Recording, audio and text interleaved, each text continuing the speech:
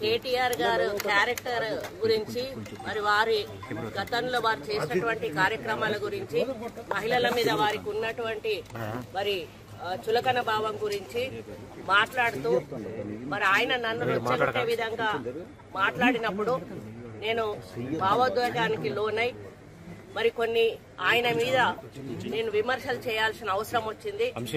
ఆ సందర్భంలో నాకు ఇంకెవరి మీద కూడా వ్యక్తిగత ద్వేషం గాని మరి వ్యక్తిగత కోపం గాని లేదు. అనుకోని ఆ సందర్భంలో ఒక కుటుంబం మాట నేను తీయడం ఏదైతే ఉందో అది అనుకోకుండా నా నోటి నుంచి జరగడం జరిగింది. ఆ తర్వాత వారి ట్వీట్ చూసిన తర్వాత నేను కూడా చాలా బాధపడ్డాను. ఎందుకంటే ఏ విషయంలో నేనైతే బాధపడతా ఉన్నానో ఆ విషయంలో నేను ఇంకొకరిని నొప్పించాను అని తెలిసి రాత్రి వెంటనే మరి దాన్ని వెనక్కి తీసుకుంటూ నేను ట్వీట్ చేయడం జరిగింది.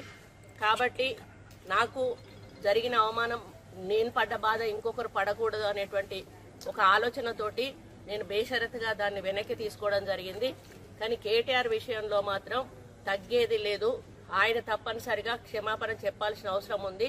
ఆయన చేసేదంతా చేసి ఈ రోజు నన్ను క్షమాపణ చెప్పాలి అని డిమాండ్ చేయడం ఏదైతే ఉందో మరి దొంగ దొంగ అని తనే దొంగ దొంగ అని అరిచినట్టుగా ఉంది. ఆ విషయంలో మాత్రం ఎట్టి పరిస్థితుల్లో కూడా వెనక్కి తగ్గేది లేదు.